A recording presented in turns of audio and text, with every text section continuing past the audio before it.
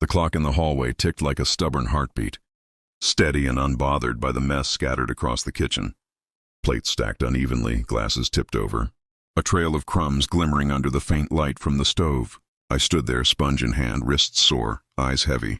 The house was finally quiet, too quiet. This was my house. Every inch of it once felt alive with laughter, with warmth. My late wife, Grace, used to fill this place with the smell of cinnamon bread and jazz, humming from the old radio. Now, it was only the hum of the dishwasher and the echo of footsteps that weren't mine. My son, Ethan, and his wife, Chloe, had hosted another one of their little get-togethers. It started as laughter, music, and clinking glasses, then turned into noise that made the walls feel smaller. They had gone upstairs an hour ago, leaving me behind as usual to restore order. I wiped the counter slowly, each motion mechanical, almost hypnotic.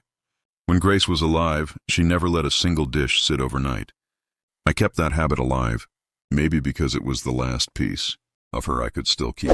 The wooden stairs creaked. I didn't look up right away. I knew those light, unhurried footsteps, Chloe's. The faint scent of her perfume drifted in before she did.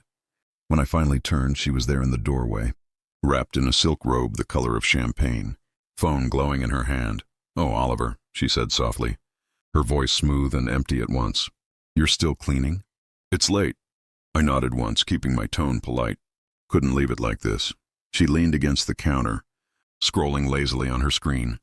The faint smile that played on her lips wasn't friendly. It was the kind of smile that looks like pity. "You really don't have to do all this," she said, tucking a strand of hair behind her ear.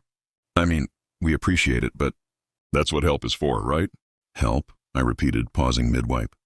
"Yes," she said lightly, looking up from her phone. "You know, housekeepers, maids, people who do this kind of thing. You shouldn't wear yourself out. You're retired, aren't you?" Her words landed gently, but they stung like needles. I forced a small smile, hiding the tightening in my chest. "I suppose I am," I said. "Then don't act like the maid," she added with a short laugh. "We'll take care of it in the morning," I wanted to answer. I wanted to say that this house existed long before her scented candles and designer cushions, that every wall, every window, every inch of it had been built with my hands and Grace's sacrifices. But I stayed quiet. She gave me a quick glance, shrugged, and started up the stairs again. Halfway up, she called over her shoulder, "Thanks though, Oliver. You're such a helper." Her laughter faded with her steps, leaving the silence behind once more. I stood there, motionless, my hand gripping the edge of the sink. My reflection in the dark window stared back. A man aging in the home he built, reduced to the title of helper. For a long moment I just listened to the ticking clock, the hum of the dishwasher, and the faint rumble of their laughter upstairs. Then I exhaled slowly. Grace's photo sat on the windowsill, her smile soft and knowing. "You'd have told me to walk away, wouldn't you?" I whispered. But walking away never fixes what's broken. Outside, a gust of wind rattled the branches against the glass. Somewhere in that sound, a thought began to form, quiet but sharp. If they thought I was the maid, maybe it was time to remind them who actually owned the house they lived in. The dishwasher beeped once, signaling it was done. I turned it off, dried my hands, and glanced at the clock again. Midnight, the perfect hour for things to start changing. Morning light slipped through, the blinds in thin stripes that painted the kitchen floor. I was already up, coffee cooling beside the paper I wasn't really reading. From upstairs came the soft echo of laughter and footsteps, the kind that says guests are coming. By noon the house was alive again, music low, the scent of roasted garlic floating through the air. Ethan's voice carried from the living room, warm and proud, telling some story about his new promotion. Chloe's laughter followed, bright and practiced.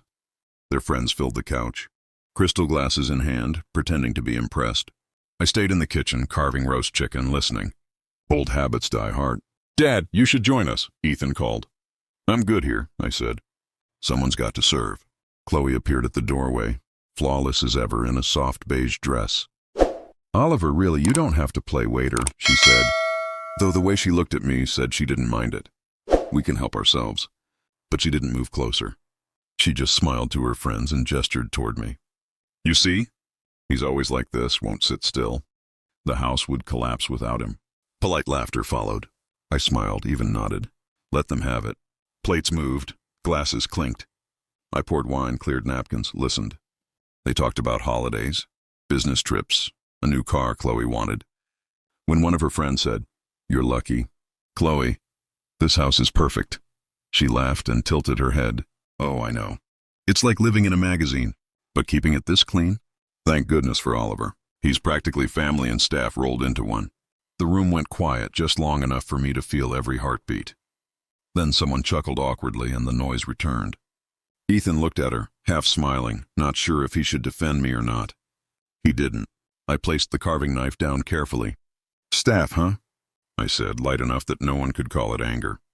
"Guess that makes me indispensable." She grinned, unaware of the tremor beneath my voice. "See? He even takes jokes well." Another wave of laughter. I smiled again, wiped my hands, and excused myself to the pantry. Inside, the air was cooler. The door muffled their chatter, turning it into a distant hum. I leaned against the shelves and let the weight of the moment settle. My heart wasn't racing, it was steady, deliberate. Grace's handwriting stared back at me from a label on an old jar of strawberry jam. "Made with love, G&O 09. I traced the letters with my thumb. "Made with love," I whispered. "And owned with sacrifice." I stepped back into the kitchen just as Chloe's voice rose again, teasing about how Oliver can't live without polishing something. Her friends laughed once more. I walked past them quietly into the hall. The sunlight caught the edge of the framed deed hanging beside the staircase. Grace's name, my name, not Ethan's, not Chloe's. I stood there a moment, listening to their laughter drifting from the kitchen, and made a small decision that felt heavier than any plate I'd ever carried. If they wanted to treat me like help, maybe it was time they learned what it really means to keep a house running, when the bills, the taxes, the mortgage all find their rightful owner. I smiled to myself and headed for my study. The old lock clicked behind me. Papers waited in the drawer, yellowed but powerful. By the time the laughter in the kitchen turned into music, I was already dialing a number I hadn't used in years. "Hi, this is Oliver Grant," I said quietly.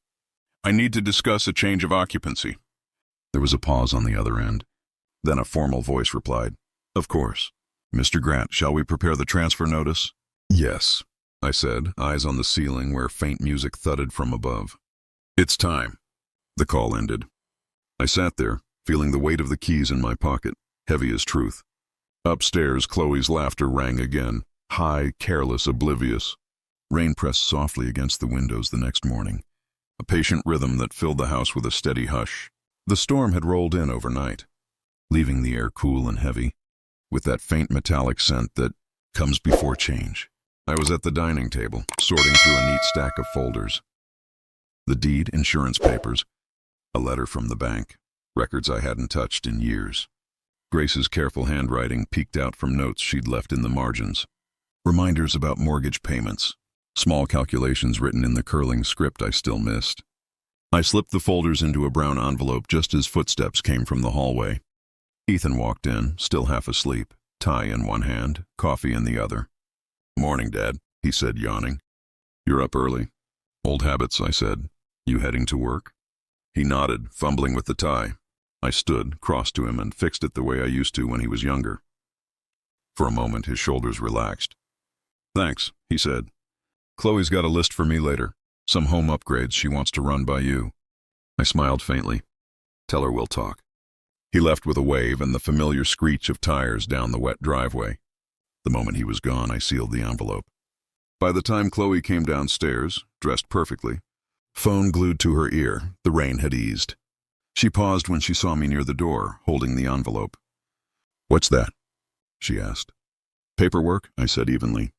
"Just some updates for the house." She gave a dismissive little nod and returned to her call.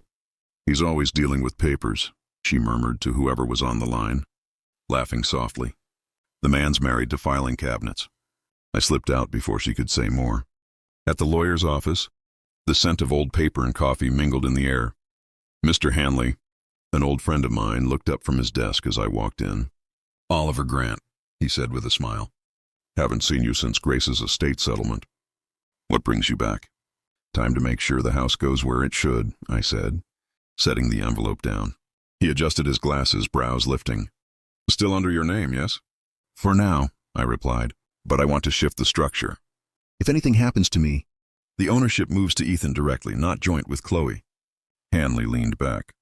You expect trouble? I gave a small shrug. Let's just say I expect clarity. He nodded slowly.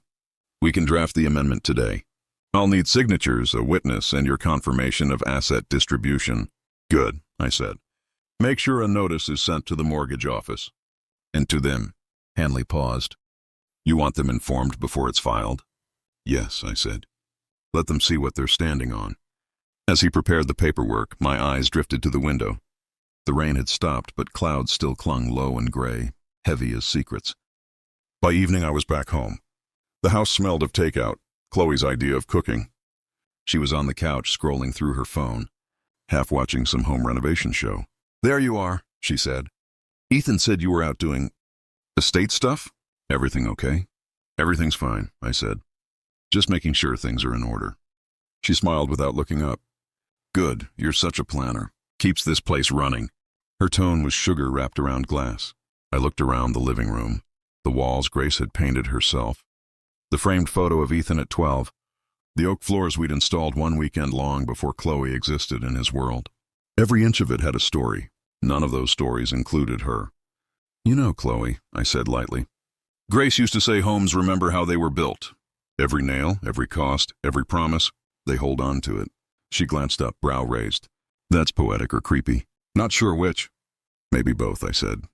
She laughed, returning to her phone. Anyway, I'm sure the house loves you for cleaning up after everyone. I smiled thinly. Maybe it's getting tired of who it's cleaning for.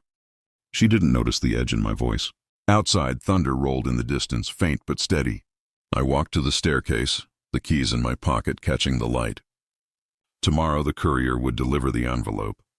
Chloe's laughter followed me as I climbed the steps. Don't stay up too late polishing something again, Oliver, she called. Halfway up, I stopped and looked back at her.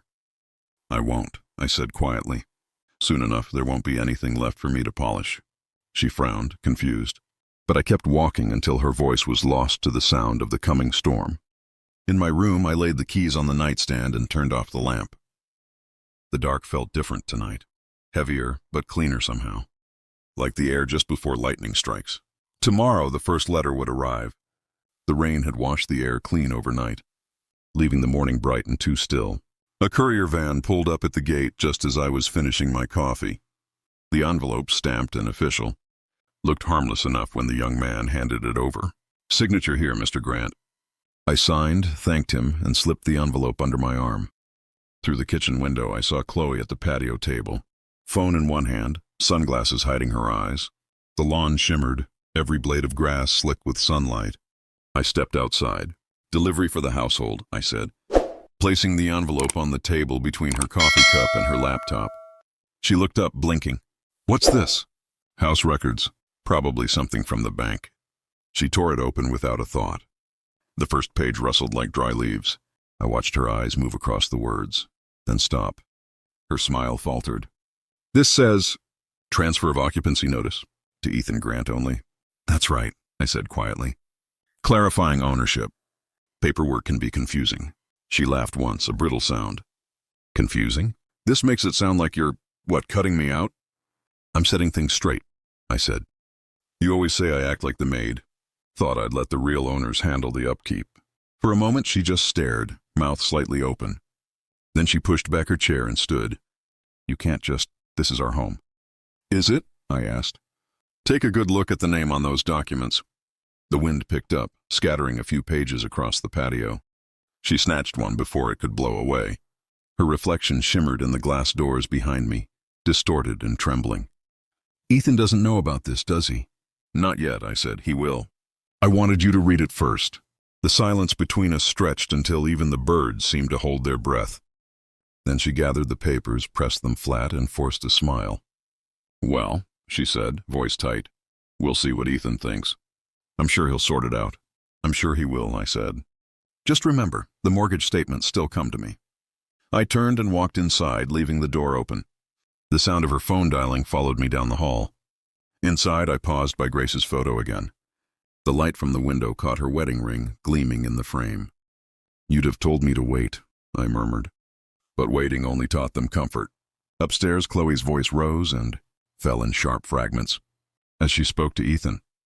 The words were muffled, but I could hear the panic creeping into them. By evening, the house was quiet again. Ethan hadn't come home yet. Traffic, he'd said in a message. Chloe stayed in the living room, pacing, every few minutes glancing toward the staircase. I stayed in my study, pretending to read, listening to the ticking clock. When I finally stood, dusk had turned the windows to mirrors. From the hallway, her voice called, soft but unsteady. "Oliver?" I stepped out. "Yes?" She stood at the bottom of the stairs, holding the letter. "I talked to Ethan. He said he didn't know anything about this. He's confused." "I imagine he is," I said. Confusion clears fast when truth shows up on paper. Her eyes flashed. "You're trying to humiliate me." "No," I said. "I'm reminding you. Respect isn't part of a mortgage." She didn't answer. The only sound was the steady tick of the clock and the faint rumble of a car pulling into the driveway. Ethan was home. Chloe's shoulders straightened. She turned toward the door, smoothing her hair, mask snapping back into place. I stayed where I was, half in shadow, listening as the front door opened, the sound of rain-damp shoes on tile. "Hey," Ethan said, surprised. "What's going on?" Chloe's voice was sweet again. "Just paperwork your father sent. Maybe you can help me understand it." He glanced at the envelope in her hand, then at me. "Dad?" I smiled faintly. "Dinner first, then explanations." He hesitated, sensing something he couldn't name. The house, once bright, felt smaller under the weight of that silence. Somewhere upstairs, a loose shutter tapped against the siding, steady as a metronome. Chloe closed the door, locking it carefully, as though whatever waited outside might try to get in. But she never noticed. Sometimes the thing that changes everything is already inside. Quietly holding the keys, evening settled over the house like a slow tide, the light thinning into amber streaks across the dining room wall. I laid the table as I always did, 3 plates, folded napkins, glasses shining in the fading sun. The habit felt older than the walls themselves. Ethan came in first, loosening his tie, still damp from the drizzle outside. "Smells good," he said automatically, though there was only soup and bread warming on the stove. Chloe followed, her perfume arriving a heartbeat before she did. She smiled tightly. "I told Ethan about the notice," she said, sliding into her chair. "He's a little confused." I placed the last spoon on the table and took my seat. "Then let's eat." Things make more sense on a full stomach. For a while, no one spoke. The only sounds were the scrape of spoons and the whisper of rain at the windows. Ethan finally broke the silence. "Dad, Chloe says the deed lists my name alone. Why would you change it without telling us?" "I didn't change anything," I said calmly. "I restored what was already there." He frowned. "I don't understand." Chloe leaned forward. "It feels like you're trying to push me out of the picture, Oliver." I met her eyes. "I'm not pushing anyone out. I'm simply naming what belongs to who." The clock in the hallway ticked between us, measuring the distance in words we hadn't said yet. Ethan sighed, rubbing his temple. "Look, maybe we're overreacting. Chloe's been stressed." "I've been busy," Chloe cut in. "Busy enough not to notice your father moving papers behind our backs?" Her voice wasn't loud, just sharp enough to slice through the air. I set my spoon down, careful, deliberate. "When you say our backs, remember the house was built before either of you had debts or credit cards, before your wedding, before the new car, before everything you now call ours." Ethan looked between us, torn. "Dad!" I raised a hand gently. "Ethan, when your mother and I bought this land, we couldn't even afford the second floor. Grace painted every wall herself. She called it a promise in progress. When she passed, I promised her one thing, that what we built would stay in the family. Not traded, not neglected." Chloe's gaze flickered. "I haven't neglected anything." "No," I said softly. "You've redecorated it." "There's a difference." The silence that followed was thin and cold. Finally, Ethan whispered, "Dad." "What are you saying?" I looked at him, not angry, just certain. "I'm saying I won't live long. Enough to watch this house become a backdrop for someone else's pride." He stared at his plate. Chloe's hand trembled around her glass. "I thought," she said carefully, "you liked having us here." "I did," I said, until I realized I was invisible in my own home. For a heartbeat, no one breathed. Then thunder rolled far off, low and patient. Ethan pushed back his chair. "Maybe we all need to cool down.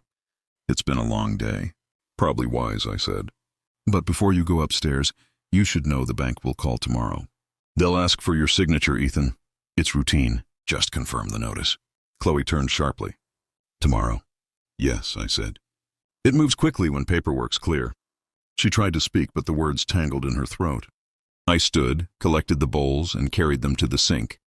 The water hissed as it hit the pan, filling the silence with steam. Behind me, chairs scraped. I didn't turn around. When I did glance back, Chloe was staring at the framed photo on the wall. Grace smiling beside the half-built house, sunlight in her hair. The look on Chloe's face wasn't anger anymore. It was something smaller, colder, a flicker of doubt. Ethan touched her shoulder. Come on, he murmured. They went upstairs without another word. I stayed by the sink, watching the rain start again. Fine and silver against the glass. The kitchen light caught the keys lying on the counter. I picked them up, felt their familiar weight. Through the ceiling came the muffled sound of their voices. Low, tense, rising and falling like the storm outside. I smiled faintly.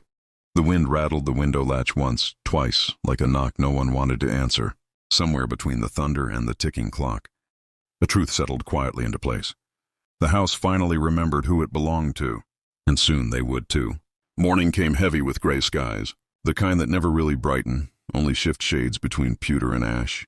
The smell of coffee filled the kitchen, steady and bitter. I sat at the table, newspaper folded, though I hadn't read a single word. Upstairs I could hear them moving, hurried footsteps, drawers opening, a hairdryer whining briefly before it went silent. They were late again. The phone rang. Not the one on the counter, but the old landline mounted near the pantry, the one I never unplugged. Its sharp ring cut through the quiet like an alarm. I didn't move at first. Then slowly I stood and picked it up. Oliver Hayes, I said. A man's voice replied, polite but brisk. Good morning, Mr. Hayes. This is Patrick from Riverbank Financial. I'm calling to confirm the property title update and mortgage reassignment. Is your son Ethan Hayes available to verify his acknowledgement? I glanced toward the staircase. He's here, I said, though he wasn't yet. Hold a moment. The floorboards above creaked. Ethan appeared halfway down the stairs, shirt untucked, confusion still fogging his eyes. Who is it? Bank, I said simply. They need you. He frowned, rubbing his neck. Now? They don't wait for breakfast, I said, handing him the receiver. Chloe appeared behind him, her robe drawn tight, eyes already wary. Ethan took the call. Yes, this is Ethan Hayes, Yes, I'm aware. Wait, what adjustment? His brow furrowed deeper. 2 accounts? No, there should only be one. My father's, I mean. Chloe stepped closer, her tone clipped. Ask them to repeat that. Ethan held up a hand, listening. The man on the line continued for a while. His voice just audible enough for fragments to reach us. Transfer. Joint ownership. Authorization date. Then Ethan's expression shifted. His face drained of color. No, I didn't sign that, he said slowly. When did? No, I haven't authorized any joint title. He turned toward me, eyes wide. Dad, what's going on? Chloe's gaze locked on me, sharp as glass. What did you do? I folded my arms. Nothing you didn't try first. What's that supposed to mean? She snapped. I took a slow breath, calm as ever. I found the form you filed. Last week, the one requesting joint. Ownership under your name and Ethan's. You forged my signature at the bottom. Chloe, the bank flagged it because my handwriting didn't match the old files. Her face went still, too still. That's ridiculous. I tilted my head slightly. Is it? Ethan looked between us, his voice trembling. Chloe, tell me you didn't. She started, then stopped. It was just paperwork, Ethan. I thought it would make things simpler. For taxes, for control, I said. The words fell like stones. The silence after was suffocating. Only the low static hum of the phone line remained, still open in Ethan's hand. The man's voice came faintly through the receiver. Mr. Hayes, are you still there? Ethan blinked, then mumbled, Yeah. Sorry. Can you send me a copy of that form? He ended the call soon after, standing there with the receiver still in his hand as if it might explain everything. Chloe crossed her arms. This is insane. You're twisting everything. You're trying to make me look... Like what? I asked softly. A woman who underestimated her father-in-law? Or one who thought she could outwrite a dead woman's signature? Her breath caught. What? I looked at her, steady. Grace's signature. It's still on the original deed. Faded, but there. The same way her promise is still in this house. That's what you tried to erase. The color in her face shifted, Anger, fear, something else tangled beneath. Ethan whispered, "Chloe, please tell me this isn't true." She didn't answer. Instead, she turned toward me, her jaw tight. "You're a cruel old man, Oliver. You think this is teaching me a lesson? You're breaking your own son's life apart." I met her gaze, unflinching. Sometimes a house needs to crack before it can be rebuilt properly. For a long moment, none of us moved. The only sound was the steady ticking of the wall clock and the faint drip from the kitchen faucet. Then Chloe grabbed her bag from the counter. "I'm going out," she said coldly. "When I come back, I expect this nonsense to be cleared." She slammed the door behind her. Ethan stood frozen, eyes on the floor. "Dad, I don't even know what to say." "Then don't," I said quietly. "Just listen. The truth has its own voice. You'll hear it soon enough." He didn't reply. The rain started again outside, thin and relentless. I went to the window and watched Chloe's car pull out of the driveway too fast, tires spitting water onto the curb. The air inside the house felt different, lighter, almost hollow. On the table, the landline receiver still dangled from its cord, swaying slightly as if the call hadn't fully ended. And in that quiet sway, I could almost hear Grace's voice. Low, steady, certain. "Let the walls remember, Oliver. They'll keep the truth when people don't." I turned away, the faintest smile crossing my lips. The house, for the first time in a long time, felt awake. The storm passed in the night. Morning sunlight crept through the curtains in long, pale ribbons, lighting the dust that hung still in the air. The house was silent, the kind of silence that comes after everything breaks, not empty but waiting. I stood by the window, coffee cooling in my hand, staring out at the driveway. The puddles shimmered like small mirrors. Chloe's car was still gone. Ethan hadn't come down yet. The air felt different, thinner somehow, as if the house itself was exhaling after a long-held breath.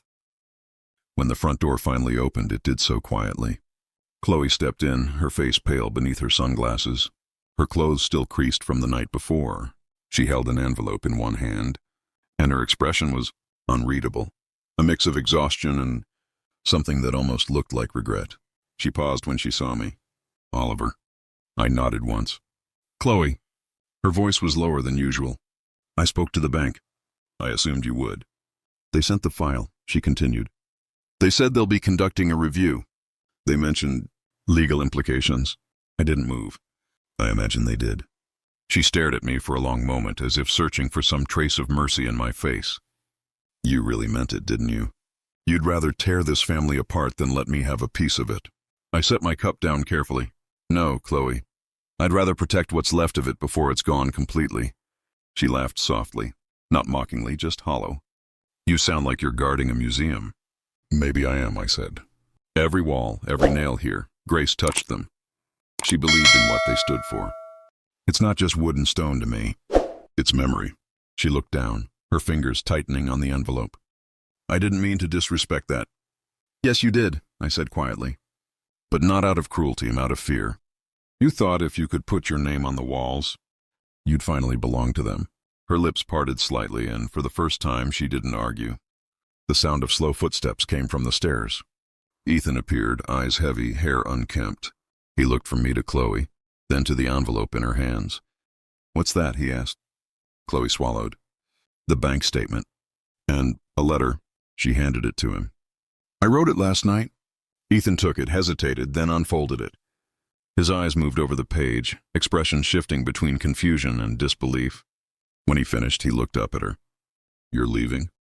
She nodded slowly. "For a while. Maybe longer." Ethan's voice cracked. "Chloe, this isn't—" "I need to," she said softly. "I need to fix myself before I ruin anything else." He didn't stop her. Just stood there, the letter shaking slightly in his hand. She turned back to me. "You got what you wanted." I met her eyes one last time. "No, Chloe, I got what was necessary." She hesitated at the door, then said something barely above a whisper. "For what it's worth. You were right about this house. It does feel alive." And then she left. The door closed with a soft thud, the kind that echoes far longer than it should. For a long while, Ethan stood motionless. Then he folded the letter carefully and placed it on the table. "She's not a bad person," he said quietly. "I know," I replied. "She just forgot that respect comes before possession." He sank into a chair, staring at the floor. "What happens now?" Now, I said, pouring another cup of coffee.